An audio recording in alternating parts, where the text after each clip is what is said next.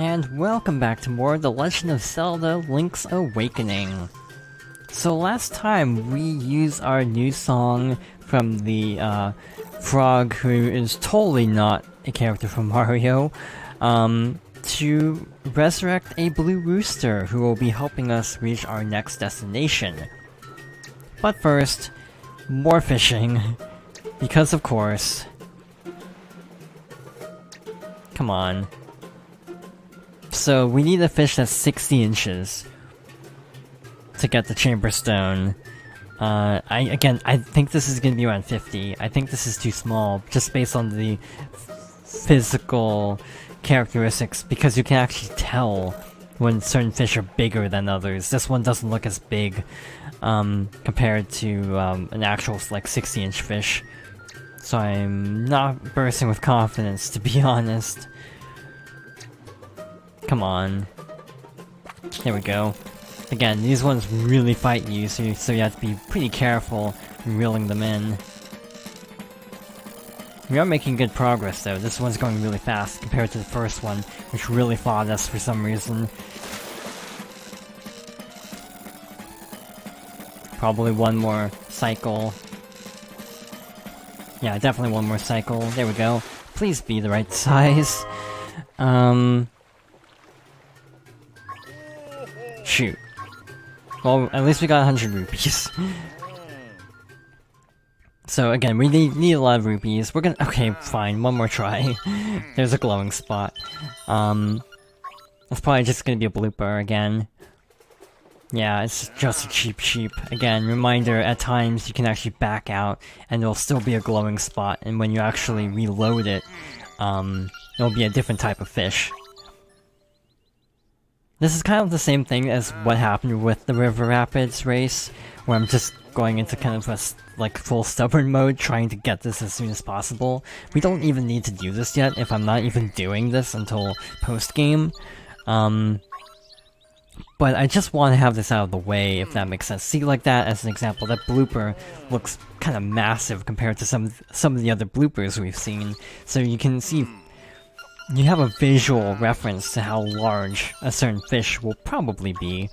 So we need an old Baron that also has a large appearance, not like that. That looks kind of similar to the last several we've caught, but I'm gonna catch it anyway, because we need the rupees. I didn't intend to have, like, so many episodes of fishing, but we're so close to being done with the fishing. At least the fishing, you know, for rewards. We can always do this for rupees if we need them, like for the chamber stones, because again, those cost a fair amount. This fish is being so finicky. But yeah, I'm guessing that's gonna be like 56 inches. I feel like when it starts to kind of poke at the lure, you don't want to move it at all. You kind of just want to let it sink, and it'll just gradually move towards it on its own. But yeah, I find like doing small little taps as it's trying to struggle is a good way to keep it from getting too far away, like getting too much distance on you. I don't know if it's actually a good idea, like if that puts strain on the lure, but I can feel it rumbling a lot more, so I need to be careful here. Yeah, it feels like it rumbles more if you're kind of in danger. Or maybe this is the proximity to you. That doesn't look very big. Yeah, 53, that's even smaller than the last one. Okay, we're done. No more glowing spots, so we are free to move on. That is not the right song. I think the song is only used once to revive the rooster, and that's basically it. I should also clarify that another reason I'm procrastinating as badly as I am, we're coming up on something kind of infamous. So, that's a big part of my hesitation, is I'm legitimately slightly terrified about this next dungeon. Dungeon 7 is like notoriously confusing from what I've heard people say, and I know I find it confusing, which again is kind of the struggle that comes up when you're doing a Let's Play that doesn't really affect normal gameplay.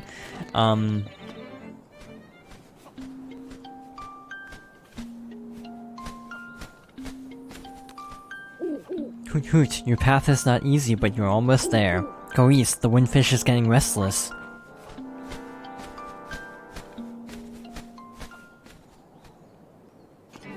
So, if you were to play this game on your own, you would probably struggle against this next dungeon for quite some time, because it's that hard. That's, like, fine, but I feel like the stakes are a little bit different when you're trying to do a Let's Play, trying to do video content in general, like if you're streaming it as well. Getting lost would be a lot more frustrating, because there's a component of not making any progress that you don't really get from trying to just play it normally. So, like, normally I don't feel like taking a long time in the next dungeon or the one after that would be particularly stressful for me. But I feel like it might be more stressful in this case because, I'm also trying to be as efficient as possible. By the way, that's another utility of the Blue Roosters. You can actually fly over gaps like this.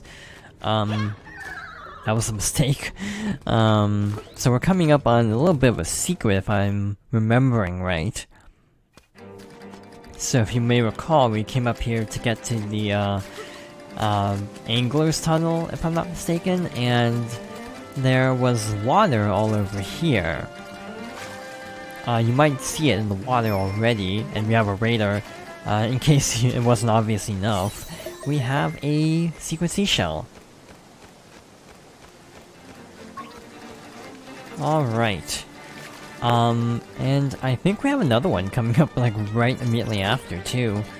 Also, no sword beams. If you take damage, you have to be at full health to use sword beams. It's a good way to balance it. Obviously, it's just one of those things that's a nice perk, but you can't really rely on it because you can lose them pretty easily. Taking one heart of damage is enough, so gotta be careful not to take damage. Definitely an incentive to play more carefully and less dangerously. We've seen this kind of puzzle before. Drop a bomb in the slot and we get another secret seashell. That should be our 44th if I'm counting correctly. It actually might be 45 because we got the Old Baron a little bit earlier. Nope, 44. Reminder, if you feel like you're missing something, you can always check on your handy map. So yeah, no real worries about this. I feel like I'm behind the seashell, actually, because I'm pretty sure, like... Again, I am following a walkthrough, and I feel like I should be at 40, I should be closer to the actual number, because I think I got one that the guy didn't get yet. And yet I also intentionally passed one up, so I have a slight concern that I'm missing something important. I might double check seashell counts in a bit, actually, just to make sure I'm not, you know, missing anything significant here. Over here should actually be the next dungeon. Obviously we're not entirely, we're not gonna go any further there, because I'm pretty sure that's out of order. But yeah, I want to stand behind the seashell from where, like, again, the walkthrough I'm following is, and that's a slightly disconcerting feeling, because that means I'm actively missing something. Because, yeah, I think they didn't... Yeah, in this guide that I've been following, they didn't get the seashell from, like, the third seashell from the fishing game. If I'm remembering right. I think there was a third seashell for catching a fish of a certain size. So that's our next dungeon, the big tower that's looming over there. But we actually need a key for it first. Where is the key? I don't actually know. It's probably in one of these caves. We do need the Rooster to get it, I know that much for sure. But other than that, I'm not entirely, sure where this is gonna end up being. In here? Wow, amazing, that Rooster's actually flying. It's just like I said, eh? Have you tried to hold him over your head? Cluck cluck. So that's a little hint if you hadn't figured it out on your own, that you can basically fly a little bit with your Rooster. So that's cool. So while we're here, up in the Tao Tao mountain range, let's explore some of these caves, because if there's gonna be a secret, it's probably gonna be one of these. I do like the idea of finding keys to dungeons. I find that just kind of a nice sort of, what's the word? It's kind of just a nice way to, wait, I actually don't need to push all these rocks, I can do this. Piece of cake. But yeah, it's just a nice way to kind of, what was I even saying? I actually forgot. Oh, the keys. It's a nice way to incentivize actually exploring areas instead of rushing straight to the next dungeon. We got the bird key. So yeah, I wonder if we're gonna have a vertical level if we're getting, like, bird theming, and also we can see a giant tower looming.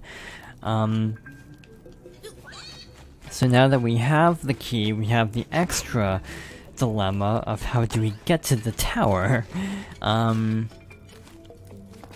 That's a cool little way to show where the key is. It's like, oh, this pathway that you can access normally.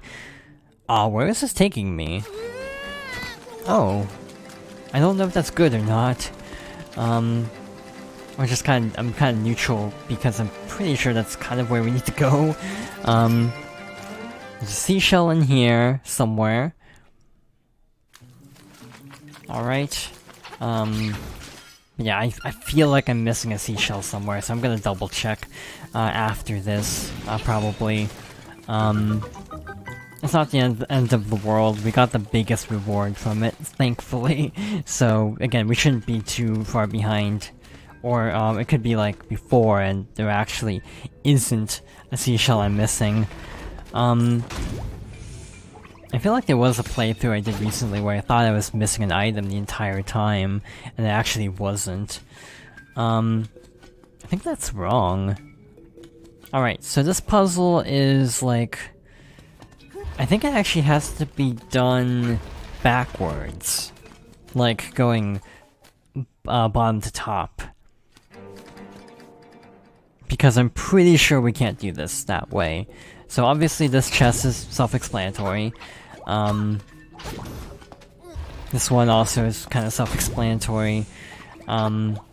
This is one of those puzzles where I'm pretty sure if you open all of them in one run, then you get something good, but all the previous ones don't particularly benefit you at all. So this one should go like that. This one can go like this. Now we have a straight shot to the treasure, which should be something good, I hope, for all this effort. Silver rupee, that's 100. More fishing we'll ensue shortly. And this should take us somewhere. Okay, this goes to another secret seashell. So we're at 50 or 46. So yeah, I think I'm missing one. But yeah, I'll try to make sure to check off screen to see what I'm missing. But yeah, this doesn't lead anywhere, so we're gonna head back, like, through this dungeon area. Not a dungeon, this cave. So we didn't explore over here yet. Over here is the, well, we're getting closer to the dungeon, I'm pretty sure. What does this owl statue say? You're near the eagle's tower. Beware of the bird. Ominous. There's Eagle's Tower, obviously. Again, this is a very interesting dungeon. It's like I like it in the same way that I like Great Bay Temple, which probably sounds really ominous, and it should sound really ominous. It is kind of like Stone Tower Temple, where I like it, but like, oh gosh, it's very complicated. It's not an easy time, or it's not a particularly like fun dungeon to go through, but it's definitely interesting, and I applaud it for its unique qualities, albeit being very, very difficult. So obviously we didn't need to do this, we could have just flown across, and that's what we're gonna have to do here in a little bit, to get back, I'm pretty sure, unless we go through there. So here we have a little hidden warp point, it looks like. I think that's... okay, let's try digging. Yeah, try this. There we go. So now we have a warp over here, so we don't have to do this long trek every time. So this should actually take us straight to Eagle's Tower. So yeah, we can warp back at any time. So, no more stalling. Okay, maybe a little more stalling, actually, depending on how I want to go about this. Place the key.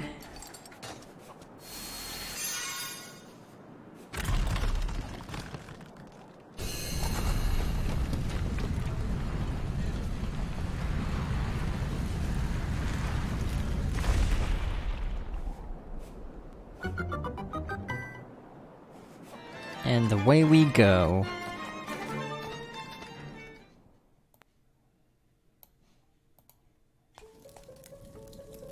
Level 7, Eagle's Tower. I've been calling them dungeons. They're technically classified as, why am